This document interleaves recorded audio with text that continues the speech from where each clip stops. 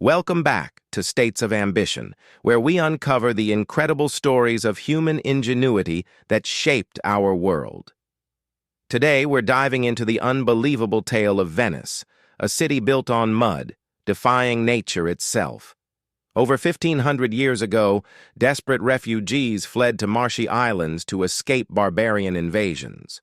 Against all odds, they turned a swamp into one of history's most powerful cities. How did they do it?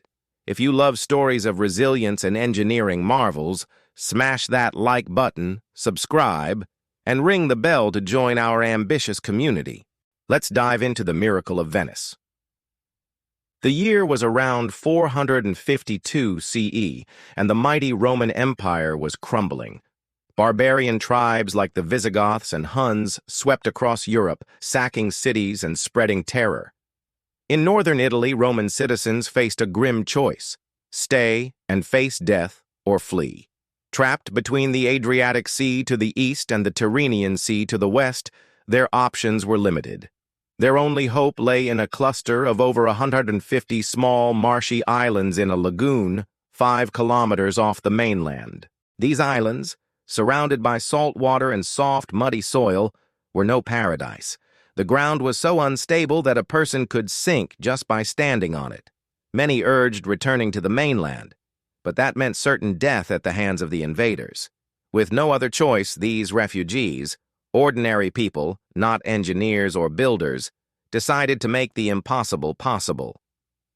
They settled on these precarious islands, laying the foundation for what would become Venice, one of the most iconic cities in history. Building on marshy islands seemed like a fool's errand. The soft, muddy soil couldn't support weight. Objects placed on it would sink. Yet, a stroke of brilliance changed everything. Legend has it that a refugee, sinking into the mud, thrust his boat's oar into the ground to steady himself. To his surprise, the oar hit solid earth several feet below. This accidental discovery sparked an idea that became the cornerstone of Venice's existence. The refugees turned to the forests of nearby Croatia, harvesting thousands of alder tree trunks, known for their water-resistant properties. These wooden piles, some up to 5 meters long, were driven deep into the lagoon's soft soil until they reached the hard clay beneath. Piles were placed close together to create a stable platform, their tops leveled and capped with wooden planks to distribute weight evenly. To raise structures above water level, limestone blocks were layered on top, creating a solid foundation. What made this system extraordinary? Submerged in the oxygen-poor lagoon water, the wooden piles didn't rot. Instead, they swelled and tightened, forming an airtight bond that strengthened over time. Remarkably, many of these 1,000-year-old piles still support Venice's buildings today, a testament to the refugees' ingenuity. With foundations in place, the Venetians began building. Early homes were made of wood, but frequent fires from cooking prompted a shift to brick. To keep structures lightweight, buildings were limited to 3 stories. Walls were constructed with bricks bonded by a special mortar made from limestone powder, ensuring both strength and flexibility. Wooden floors and interior walls were reinforced with iron rods, a technique that became a Venetian hallmark. Unlike typical cities that expand outward, Venice grew inward. The islands, initially separated by water, were gradually connected as the population grew. At first, boats were the only way to travel between islands. As the city densified, shallow channels allowed people to wade or ride horses across. But to truly unite the islands, Venice needed bridges, a challenge that would showcase their engineering prowess. For the first 500 years, Venice's islands remained largely unconnected. As trade boomed and the population swelled, the need for bridges became urgent. The commercial hub, known as the Rialto, demanded a reliable crossing. The first attempt was a pontoon bridge, built on floating supports. While it connected the Rialto to other islands, it wobbled and often caused accidents as people fell into the water. By 1310, a more permanent wooden bridge was constructed, but during a riot, it was set ablaze. Though it survived for another 140 years, it collapsed under heavy foot traffic in 1444. Determined to create a lasting solution, the Venetians built their first stone bridge at the Rialto. Using the same pile-driven foundation technique, they drove over 12,000 wooden piles into the canal bed and constructed a 10,000-ton stony arch bridge. Completed in 1591, the Rialto Bridge became a symbol of Venetian engineering, inspiring similar stone bridges across the city. Today, these bridges still stand, carrying the weight of millions of visitors. Unlike other cities with roads, Venice relies on its canals as its arteries. These waterways, crisscrossing the city, made transportation efficient. Goods could be delivered directly to homes or markets via boat, avoiding the congestion of traditional cities where pedestrians and carts shared narrow streets. Canals allowed Venice to thrive as a trade hub, connecting merchants to every corner of the city with ease. Venice's strategic location at the edge of the Adriatic Sea, linked to the Mediterranean, made it a gateway between Europe, Africa, and the Middle East.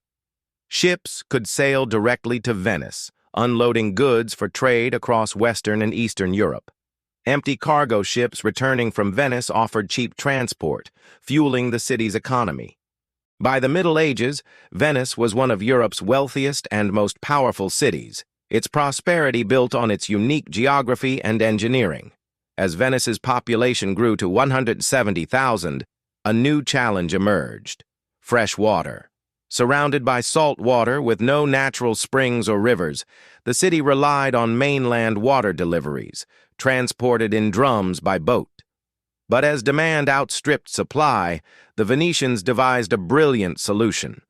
On undeveloped parts of the islands, they dug deep wells and lined them with clay and mortar to make them waterproof. Instead of storing rainwater directly, they created a filtration system. Sand and stones surrounded the wells, and tiled surfaces with small openings allowed rainwater to seep through, filtering naturally as it passed through the layers. To maximize collection, pipes were installed on nearby rooftops, funneling rainwater into these wells. Over 600 such wells were built, with 10 to 12 households sharing each one. This ingenious system ensured a steady supply of clean water, sustaining Venice's growth. Venice faced another hurdle: waste management. With no solid ground for underground sewer lines, early residents dumped waste directly into canals or onto pathways, creating stench and health hazards. In the 16th century, the Venetians engineered a solution. They built drainage channels from homes to canals, positioned above the normal water level. Liquid waste flowed directly into the canals, while solid waste remained in the drains.